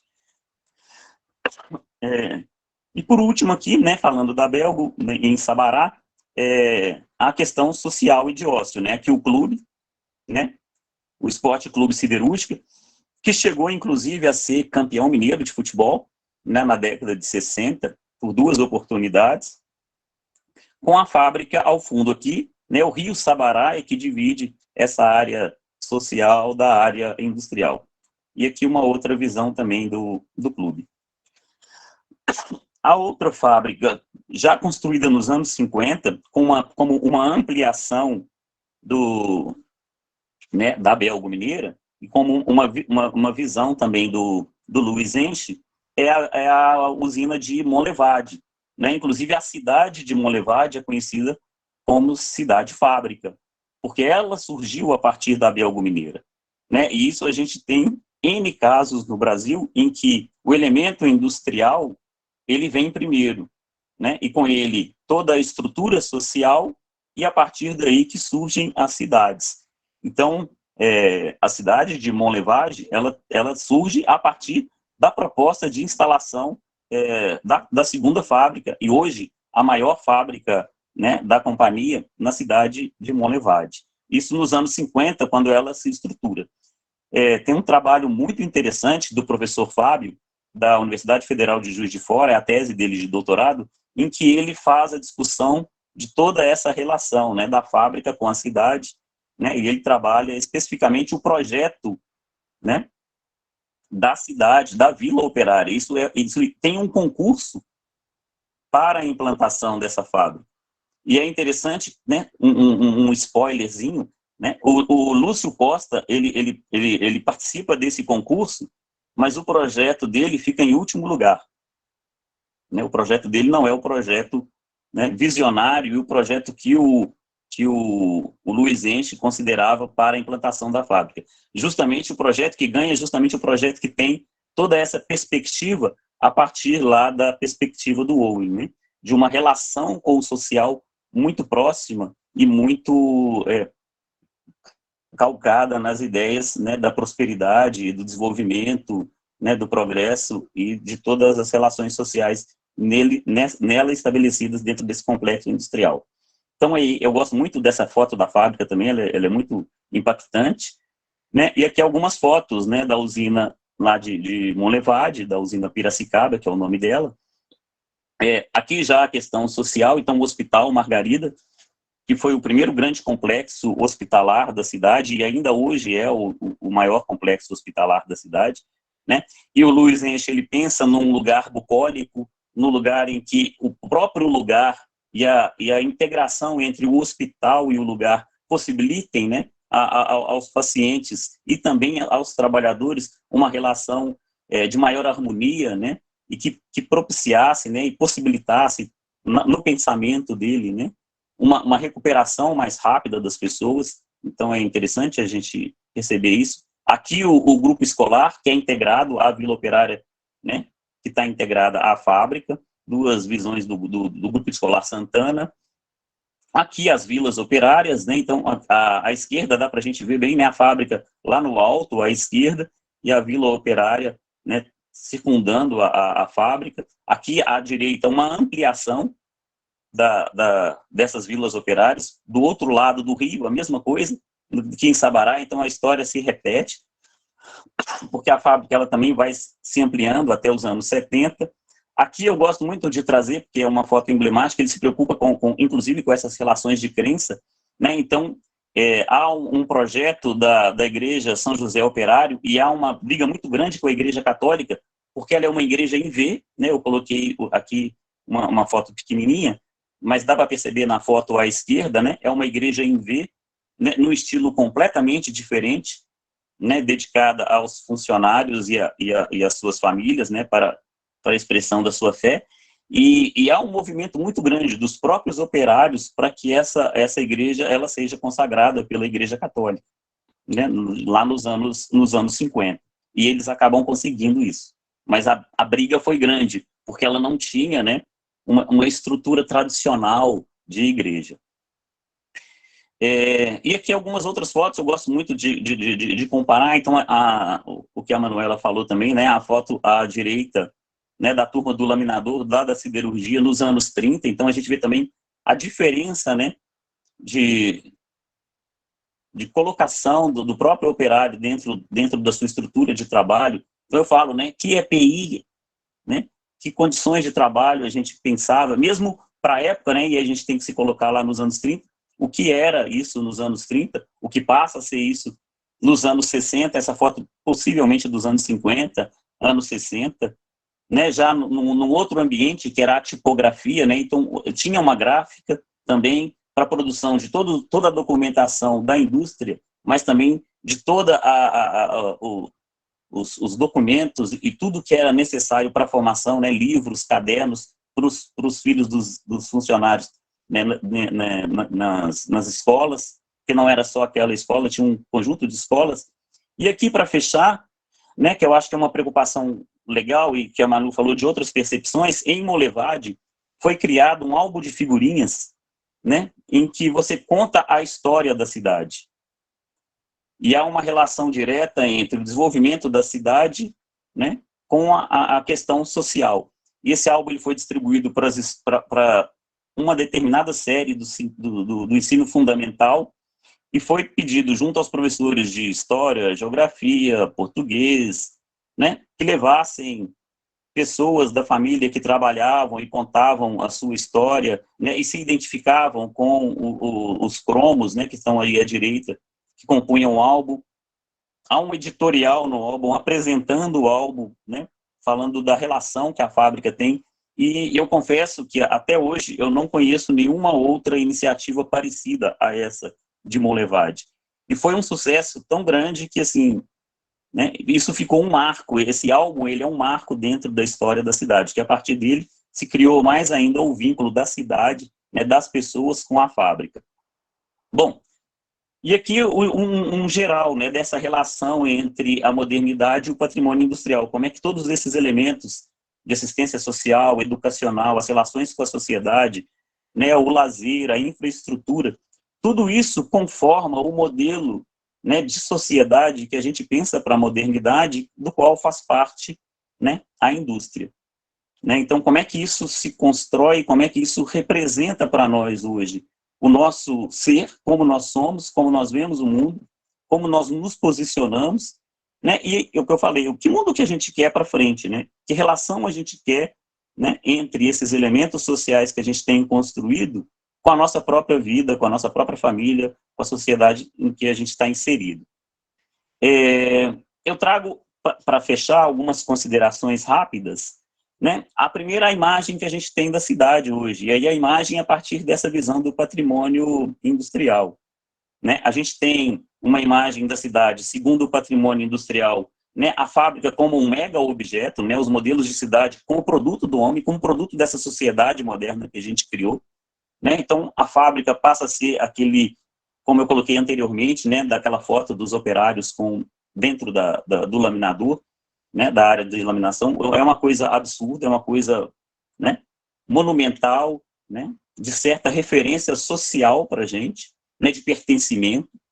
a um elemento social que para nós é fundamental, que é o trabalho, né? Mas também de um recipiente que, ao mesmo tempo que é fechado dentro do nosso posicionamento como funcionário, ele se abre, né? Se a gente cria essas possibilidades de um posicionamento social. Ele reflete a nossa condição social, né? E muitas vezes a gente se percebe, muitas vezes, completo, se há essa relação com a empresa. E, né, o que a gente tem discutido muito aqui como uma obra de arte, né? A gente tem verdadeiras fábricas que são elementos únicos, né? São referências dentro da nossa vida e da vida das cidades, né? Como modelos sociais, seja no ambiente público ou privado. Então a nossa vida muitas vezes se faz pelo ambiente do trabalho, e quando essa fábrica se integra com a sociedade, né, a formação, o caráter, a relação com o ócio, a relação com a questão da crença também acontece através da fábrica, né? As várias células sociais que permeiam essa relação, né? Então, como eu coloquei, você tem uma infraestrutura, você tem as estruturas de ócio, as estruturas de formação, né? As estruturas de conexão do indivíduo com a fábrica se tornam muito fortes. Então, é um organismo vivo, né? E é um produto dessas instituições que a gente estabeleceu a partir da modernidade, né? E para a gente pensar que signos que a gente tem, né? Que símbolos que a gente traz para isso, né? Que sistemas que a gente tem construído, e a Manuela foi bem feliz na hora da literatura, que texto, né?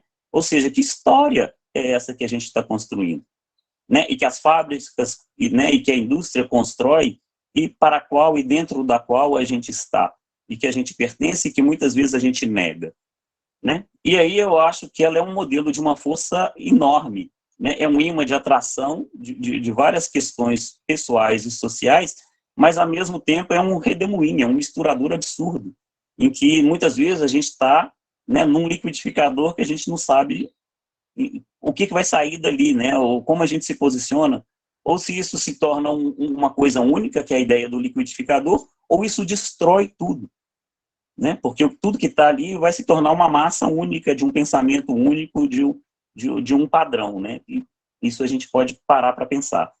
Então, por último, para a gente pensar essas considerações, né? São essas relações do patrimônio industrial com a sociedade que eu acho que a gente tem que pensar, né? As histórias de vida não só das empresas, mas de todas essas relações socioculturais que ela nos permite, né? E da relação entre a sociedade, né, e a organização. Como é que isso é percebido por nós, né? Isso através dos elementos da modernidade, que são todas essas manifestações da cultura material e imaterial que a gente percebe, né? E que nos faz ser quem nós somos, né? E a partir disso, né, como a gente tem discutido aqui, e acho que é bem a proposta para a gente fechar essa mesa, essa perspectiva global interdisciplinar, né? A fábrica, ela tem uma gama de possibilidades e de abertura para conhecimentos que muitas vezes a gente esquece, né? Não é só o conhecimento dentro de uma perspectiva do capital-trabalho, mas a perspectiva social, cultural, ela é enorme, e a gente tem várias vertentes com as quais a gente pode trabalhar. Nessa perspectiva, eu acho que dentro dessa ideia, né, de abrir o campo e de perceber melhor a fábrica e perceber melhor o patrimônio, a gente tem uma ideia de como a gente se constrói socialmente, seja individual ou coletivamente, e que memória é essa que a gente constrói. Mas o que a gente tem percebido dentro desse movimento de modernidade, de pós-modernidade e até de desindustrialização, é que esses elementos que a fábrica contribuiu e que a indústria contribuiu para nós sermos a sociedade como nós somos hoje, está ficando na nostalgia. A própria indústria, dentro do pensamento capitalista, como a gente tem desenvolvido, esse movimento lá do Robert Owen, por isso que eu gosto de colocar ele como primórdio, como uma primeira relação entre o que era a fábrica e o que eu queria da fábrica em relação ao mundo, né? Era de formação, né, lá de um New Harmony, de uma coisa quase que ideal, e que esse ideal hoje ele está completamente desconstruído. E isso está ficando numa nostalgia de querer ter vivido num mundo em que a gente não conseguiu realizar, né? Isso tem a ver com como a gente percebe o tempo e o espaço, e como esse tempo e espaço constrói a nossa história social, individual e coletiva, e como nós nos identificamos dentro desse espaço e criamos a nossa identidade. Que memória é essa que nós estamos criando? O que nós estamos, como eu falei, o que nós estamos deixando para o futuro, né? Qual é a ideia que a gente tem de uma realidade hoje, de uma construção social hoje, que nós vamos deixar para as gerações futuras? E que, de certa forma, dentro dessa modernidade, né, a questão do trabalho, muito mais do que a questão da fábrica, continua sendo um elemento central e fundamental para nós nos identificarmos enquanto seres humanos, né, enquanto seres sociais. Então, essas referências todas que eu estou trazendo aqui, várias perguntas que eu não tenho resposta, tá, gente? É mais para a gente nos colocar para pensar o posicionamento que a gente tem tomado até hoje, né? Que sociedade é essa, né? No qual a cultura e a memória, eu acredito que muitas vezes, ao invés de fortalecer, nós estamos nos fragmentando em relação a esses dois elementos. Bom, e aí só para agradecer e para fechar, basicamente eu trouxe mais 3 elementos para a gente ver essas relações que são bem interessantes, né? Um do próprio Docomomo para todo mundo, esse La Arquitetura de la Indústria, e tem o livro em português, Arquitetura da Indústria também, que é um registro do Docomomo Ibérico lá de 25 a 65, que traz justamente esses modelos de indústria, né? Esses modelos de empresa, e essas relações sociais, e como até meados do século XX, a gente percebia a empresa ainda, né, com uma ideia que era aquela ideia do Robert Owen, né, de New Lanark, de New Harmony, né? E também uma outra experiência francesa da Maria Grácia Dorel Ferré, que é sobre vilas operárias no mundo todo, e como a indústria, né, de certa forma, ela criou esse modelo, e isso faz parte de uma modernidade que está espalhada no mundo todo, né? Não é restrito a B ou C, não é só ao que, infelizmente, me perdoe, eu detesto essa coisa de primeiro mundo, segundo mundo, terceiro mundo, isso não existe, nós somos um mundo único, né?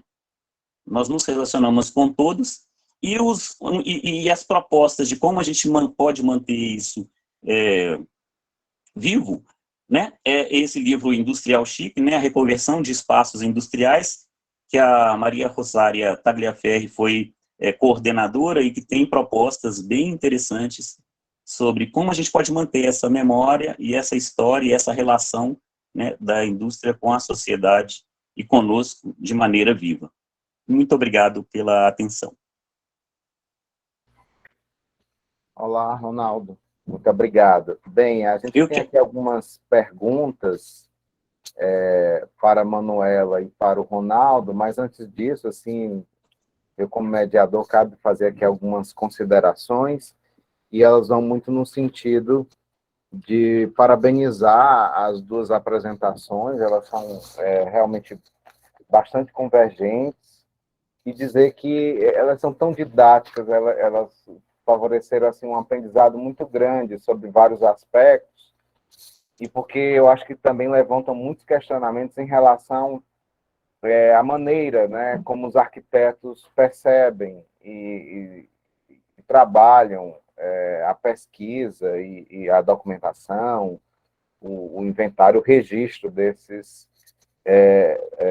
patrimônio, né?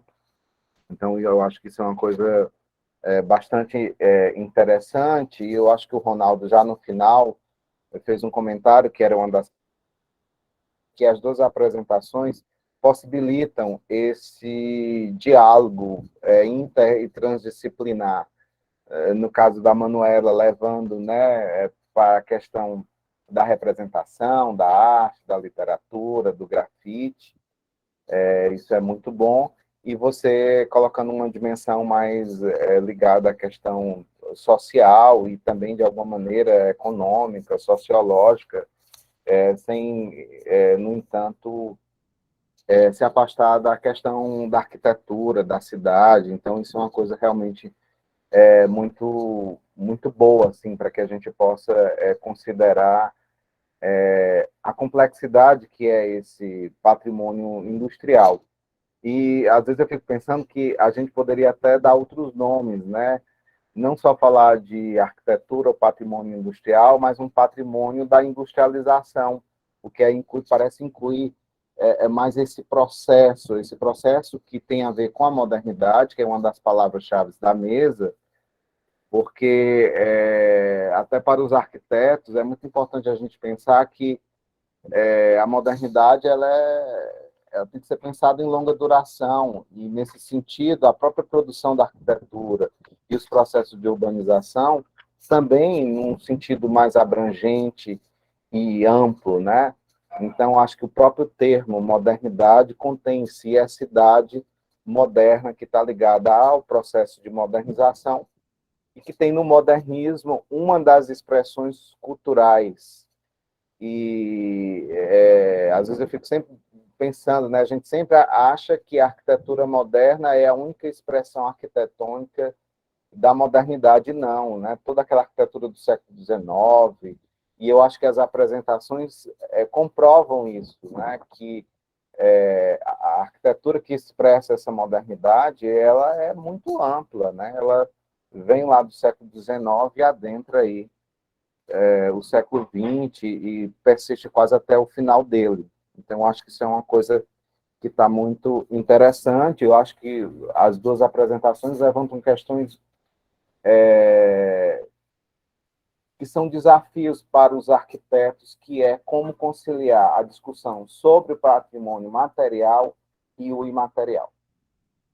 E eu falo pessoalmente, eu tenho uma dificuldade tremenda de concatenar, embora eu veja a necessidade crucial para que isso seja feito, como garantia de que a pesquisa da gente possa repercutir numa conservação, numa preservação mais efetiva desse patrimônio.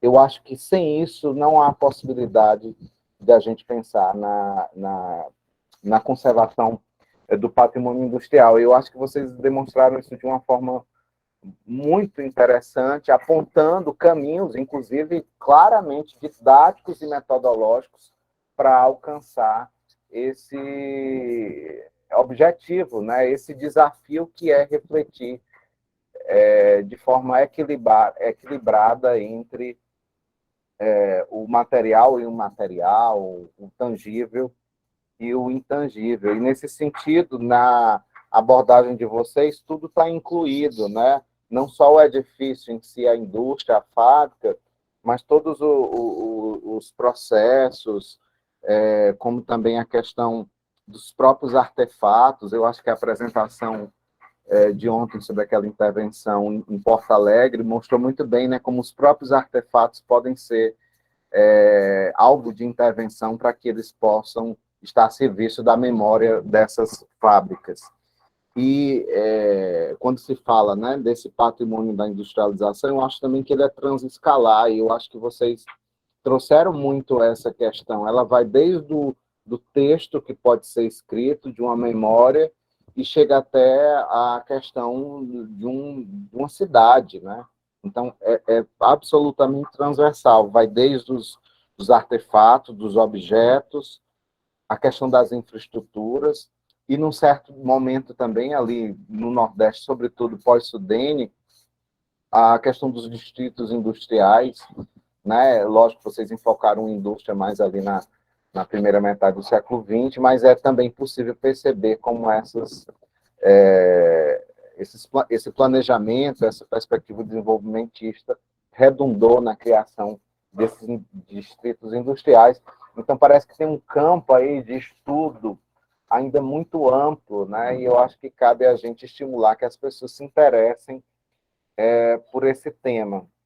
E, ainda nessa perspectiva de longa duração, acho que a abordagem da gente tem que perceber como essa indústria muda a partir desse processo de desindustrialização e do que o David Harvey chama de produção flexível, e, mais recentemente, uma nova periodização, claro, que tem a ver com as tecnologias digitais. Então, acho que é uma flecha no tempo, aí, como diz o Milton Santos, que aponta transformações no campo da indústria 4.0, em que essa relação capital e trabalho realmente fica modificada.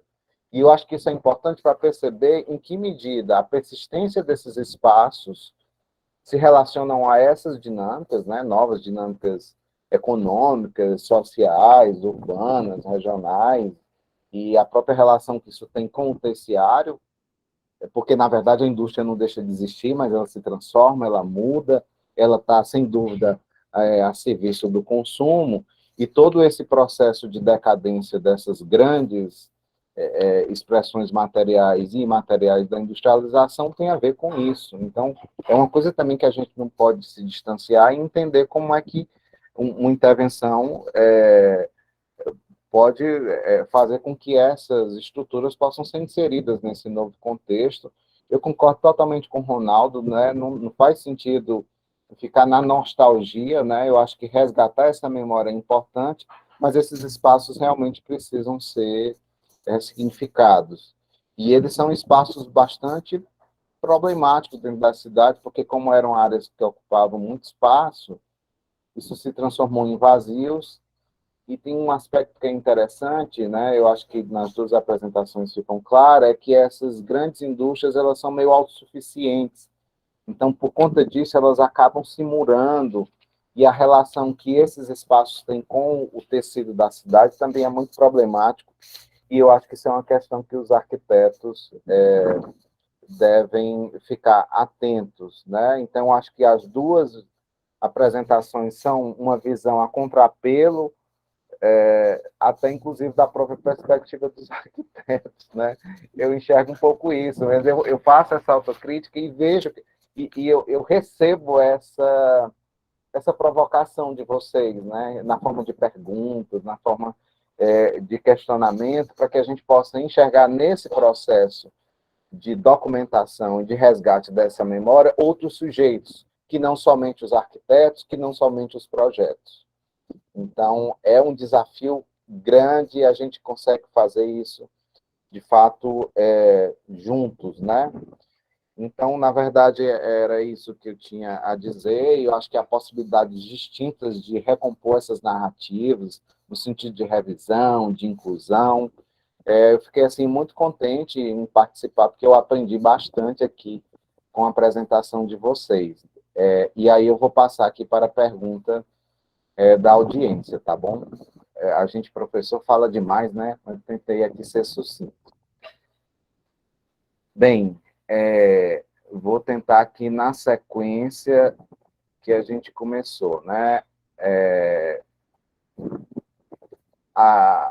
Perguntaram aqui sobre as gravações, terá acesso. Tem uma pergunta tem uma afirmação aqui da Milena, né? Elogiando a explanação da professora Manuela. Para além de edifícios e formas, o patrimônio industrial é conformado por pessoas, trabalhadoras e trabalhadores possuintes de memórias e lutas, bens que no período contemporâneo apresentam uma série de questões relacionadas à sua valoração, preservação e refuncionalização. A Maria da Graça Sebem, desculpa se eu pronunciei errado, pergunta a Manuela: uma forma de representação pela literatura que você mostrou poderia ser associada aos escritos de Giovanni Levi, Fábricas em Turim, na Itália, e Antônio Gramsci, no Cadernos de Cárcere? Essa foi uma das questões. E, na sequência, ela pergunta para o professor Ronaldo: então, pode-se dizer que já existia um inventário das residências, incluindo autorização para reformas e formas de preservação? Então, essas são duas perguntas. Ainda a Maria da Graça pergunta: os operários tinham e têm importância para as fábricas, assim como os operários de obras de restauração têm importância para essas obras? São pessoas fundamentais. Sem elas, não aconteceria a produção e a restauração. E, nessa rodada, eu faço uma pergunta aqui do Luiz Henrique Greco. Esse reconhecimento da força do trabalho, também como patrimônio, se me permite, é essencial. Em pesquisa, estudo o caso da ilha de Nantes, na França, e vejo realmente que há o apagamento do trabalho na restauração e adaptação dos galpões. Você sente que no Brasil, com a construção dos inventários participativos, temos alguma salvaguarda nesse sentido de relação da indústria e da força de trabalho. E eu vou parar aqui essa rodada, tem mais pergunta na frente, se a gente tiver tempo, a gente tenta incorporar. Então, aí, eu acho que a gente poderia começar pela Manuela e, na sequência, pelo Ronaldo. Por favor. Obrigada, Ricardo, pela mediação, e obrigada, Maria da Graça, pela pergunta, acho bastante pertinente. Então, você pergunta assim, se há uma relação, né, entre as questões que eu coloquei e esses autores que você cita, Giovanni Levi e o Gramsci. Sim, né, eu poderia dizer que sim, primeiro, do ponto de vista da microhistória, né, porque é uma corrente da historiografia que pensa esse tensionamento das narrativas hegemônicas, de certa forma, né, ou das grandes narrativas. E, por outro lado, quando você cita o Gramsci, principalmente Cadernos do Cárcere, me remete, né, a sua pergunta, à ideia de associar essa perspectiva da análise do patrimônio da industrialização por meio da literatura às memórias difíceis, né? Porque aqui ele não está falando exatamente de indústria ou de espaços fabris, mas ele está falando, né, ele está narrando, está colocando em debate experiências suas no espaço, ou na vida, ou em um ambiente específico de dor. Então, ali ele representa isso na literatura, na escrita, na narrativa. O foco né, é outro, o motivo da dor, né, do sofrimento é outro, mas, para o caso do patrimônio industrial, a gente pode se valer, sim, desse tipo de perspectiva, né, de percepção do ambiente, né, por meio ou de autobiografias, ou de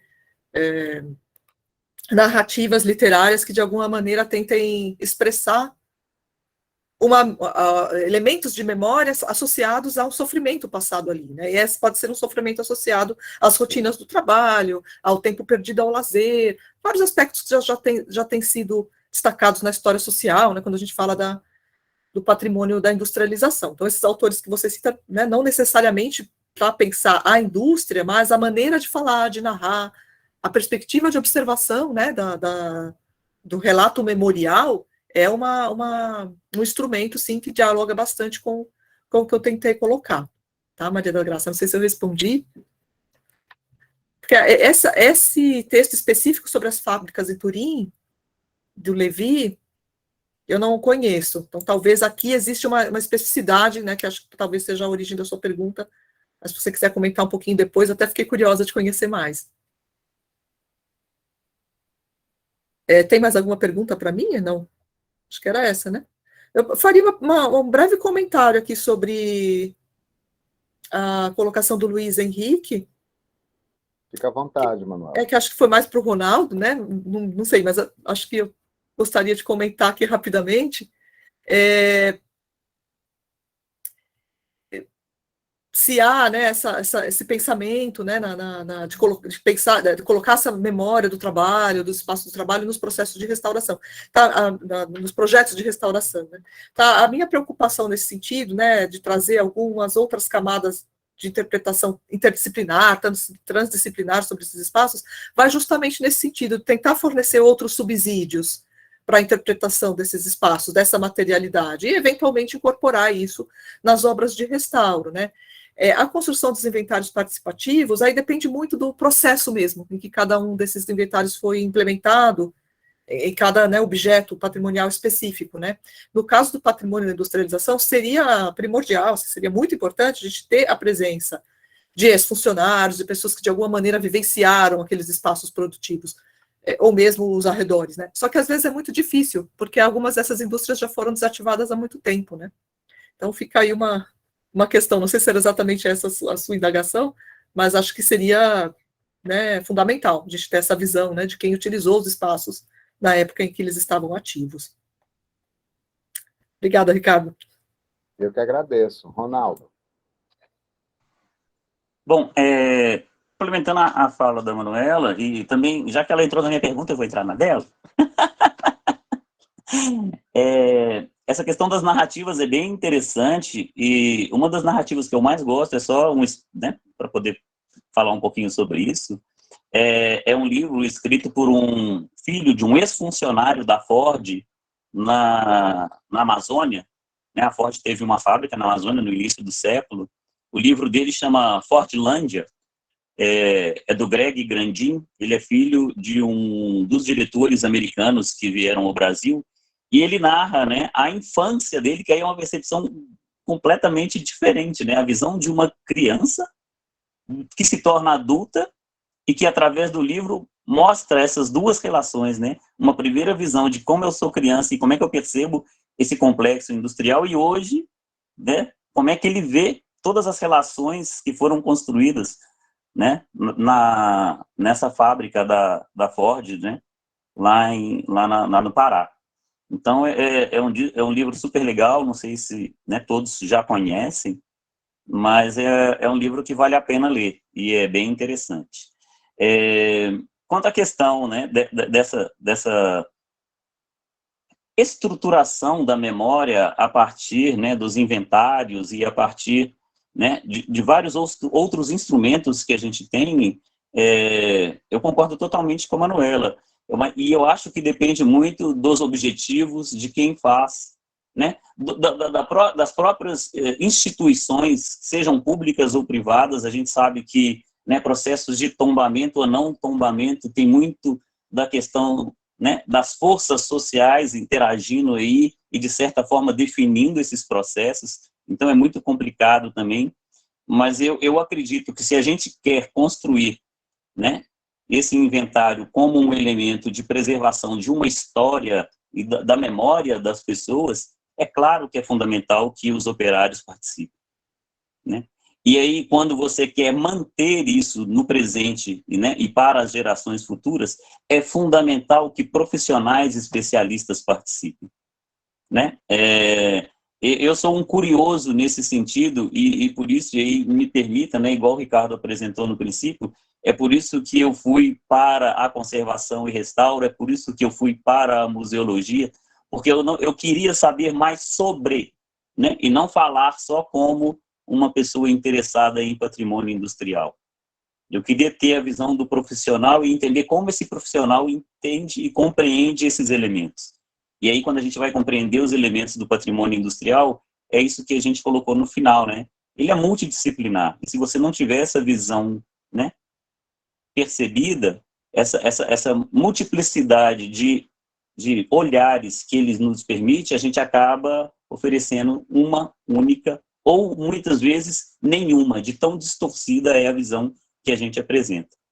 Então, eu acho que isso é fundamental, sim, né? Eu acredito muito no que o Ricardo e no que a Manuela colocou da visão interdisciplinar e de grupos interdisciplinares, né? Eu adoro a interdisciplinaridade, pela minha formação já dá para perceber isso, e eu acho que ela é fundamental. Falando da questão das vilas, né, que eu já não me lembro mais quem perguntou, me perdoe, a preocupação do Luiz Enche até os anos 50 era, sim, de construir quase que um inventário sobre as casas, de como elas estavam, serviam, né, e faziam parte dessa grande estrutura moderna de organização e de organização industrial que ele pensava. Então, as modificações, quem estava, o que fazia, quantas pessoas moravam, isso tudo era registrado. Agora, né, com a modificação da própria estrutura social e da forma como nós pensamos a moradia, né, como a moradia própria e a possibilidade de você ter, né, essa relação com o urbano, né, com a estrutura material, aí vem a questão do material de novo, né, para nós é tão importante ter uma casa própria, né, se a gente pega até o século XVIII, isso não tinha significância nenhuma, né, até o século XIX, meados do século XIX também não. Né? É a partir no Brasil, da segunda metade do século XX, que isso se torna um elemento de formação social, né? de identificação da pessoa. E para ele isso era importante registro. A partir do momento que a gente cria isso como um elemento particular, essa relação se perde. Né? Haja vista nós mesmos, né? Garanto que nós mesmos não temos inventário nenhum na nossa casa. Se a gente quiser fazer uma história da nossa casa, nós estamos perdidos. Nós vamos falar só do momento presente. O momento passado a gente nem lembra mais o que tinha, como é que foi, que modificação a gente fez. documentação de alterações que a gente fez foi para o espaço. Então, é interessante a gente perceber isso, né? Essa relação que a gente tem. São essas relações da modernidade que eu quis trazer para nós refletirmos, né? E tinha mais uma, Ricardo, me permita, qual era? E agora tinha mais uma questão. Não, era a questão da força de trabalho, é essa? Eu vou aproveitar aqui que eu estou com a fala, também para a gente não se estender muito. Vamos lá, sim. Vou ler aqui as perguntas que faltam, né? O Ronald Lopes perguntou: Ronaldo, você faz o percurso da usina de Sabará, passando João Monlevade, sabe informar se a usina siderúrgica de Timóteo, que hoje pertence ao grupo Arcelor, é também produto deste mesmo pacote de urbanização? Estendendo a pergunta, poderia mencionar novamente o nome do pesquisador que faz em relação da cidade à indústria siderúrgica em João Monlevade. E depois, eu vou terminar de ler aqui, só falta um pouco. Seria possível o professor Ronaldo compartilhar no chat as referências do slide final? E já foi colocado aqui, obrigado. E a Manuela, você conhece o caso da fábrica Hering, eu acho que é no Rio de Janeiro. É um caso que incorporou a ideia de reuso a partir de intervenções artísticas e utilização do espaço fabril por artistas e designers. No mais, aqui são só comentários, não são perguntas, a gente também precisa fazer uma síntese. Então, peço, né, para os nossos ilustres convidados que respondam a pergunta e também já façam uma síntese aí para a gente finalizar aqui a mesa, que de tarde tem mais emoção aqui. Manuela, você quer começar? Pode ser, Ronaldo. Obrigada, porque é curtinha, né? É curtinho meu comentário aqui. Quem que perguntou mesmo? Deixa eu ver aqui. Foi o... Perdi aqui quem foi que me fez a pergunta sobre a fábrica Bering, né? Então, eu nunca estive lá, mas eu conheço do documentário, aquele documentário feito pelo Paulo Fontes, né, se não me engano, trata desse caso, né? Tem outras duas fábricas, são 3 fábricas. Então, eu conheci ali esse caso, né? Que tem ali a fábrica foi destinada a essas intervenções artísticas, acho que dialoga bem com isso que eu estava comentando, sim. Nunca estive lá, né? Não sei se ela está ainda aberta ao público, se ainda tem esse tipo de uso, mas gostaria muito de conhecer. Foi o Luiz Leal que fez a pergunta. Luiz Leal, ok. Obrigada, Luiz, pela pergunta. Tem mais alguma? Acho que não, né? Manuela, se você quiser fazer uma síntese, um fechamento, né? Sim. Então, antes de passar a palavra para o Ronaldo também fazer suas últimas considerações e responder as perguntas, eu só teria a agradecer mesmo a oportunidade de participar dessa mesa. Acho que o Ronaldo e eu aí acabamos, né, passando vários temas em comum que se autocomplementaram ali, e foi uma experiência muito boa. Agradeço a presença de todos, a mediação do Ricardo e o convite da Auxília, da Caqui, e também a presença de todos vocês. Fico à disposição aí para contatos futuros, qualquer informação que vocês queiram aprofundar. Muito obrigada, pessoal. Bom, falando da fábrica de Timóteo, né, rapidinho, a fábrica de Timóteo, ela não fazia parte inicial, né, do complexo da Companhia Siderúrgica Bel Mineira. Ela foi incorporada depois, quando ela se tornou Arcelor, né, com a compra dessa fábrica. Essa fábrica, ela é a antiga Acesita, conhecida como Acesita, que foi uma proposta lá do governo JK de modernização do Estado e brasileiro, de certa forma, né, e de industrialização. Então, ela não é desse primeiro momento, ela vem de um segundo momento de ampliação dos negócios, né, da operadora, né, da grande operadora do sistema Arcelor. Eu peguei aqui, né, era a fala antiga que eu deixei de responder, me perdoe, o Luiz Henrique, essa questão, né, relacionada, né, que você trabalha a Ilha de Nantes e da relação do trabalhador com a empresa, eu acho que é fundamental, né, a gente ter essa participação dos indivíduos. Eu acho que, como na própria modernidade há uma preocupação com o social, eu acho que a reversão dessa preocupação ela se dá a partir do momento que a gente inclui os operários, as pessoas, né, como os elementos vivos e essenciais para contar a história da empresa, né?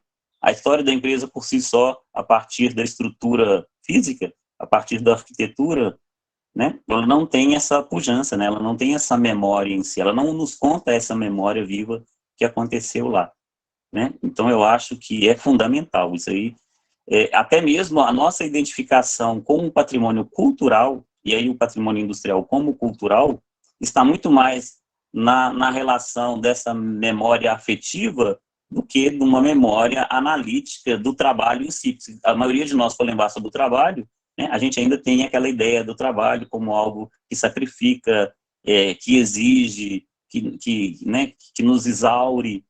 E aí, se a gente fala do patrimônio, ele também tem que contar essas histórias, mas através de uma ideia de memória, né?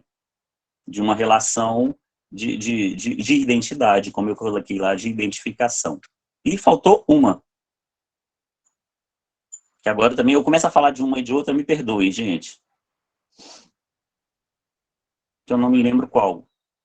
Você sabe, Ricardo? Estou tentando resgatar aqui. Foi a dos livros, que eu já coloquei lá, né? A dos Isso. livros eu coloquei já no chat. Eu acho que está tudo certinho. Eu acho que sim. Mesmo. E para fechar... Pode fazer a síntese.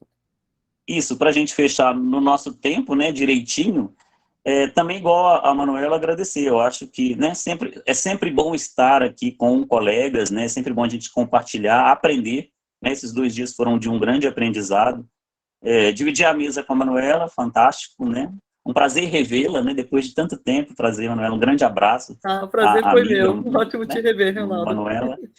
E eu também, assim como ela, né, agradeço imensamente a toda a organização, agradeço né, pessoalmente ao Ricardo pela mediação da mesa, muito obrigado por tudo aí, e a todos, e também estamos sempre à disposição, que precisarem, né, a gente está aí, podem nos chamar, perguntar, falar, criticar, complementar, ajudar, mais acima de tudo, ajudar a criar essa cultura do patrimônio industrial como patrimônio cultural, que eu acho que é fantástico.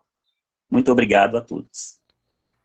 Bem, eu agradeço mais uma vez a organização do evento, esse esforço, né, de reunir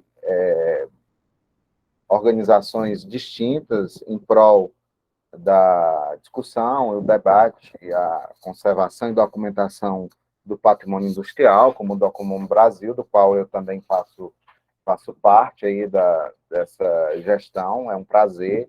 Agradeço aqui a Caqui, todo mundo aqui que está envolvido, Rude, Seila, Ivanilson, Matheus, né, toda uma galera aqui envolvida nessa organização, e essa aproximação também com o ICOMOS, com o TIC, e reunindo, né, não só arquitetos, mas profissionais de outras áreas também para se discutir, porque eu fiquei até pensando, né, a partir de um certo momento, tudo é patrimônio industrial, porque a produção da arquitetura se dá por meio de um processo industrial, né, que envolve trabalho, que envolve transformação do ambiente através da construção. Então, meio que tudo é produto e condicionante dessa lógica, né, da industrialização. Eu só reforço o que eu falei no começo. Eu acho que é um amplo espectro aí que a gente poderia incluir.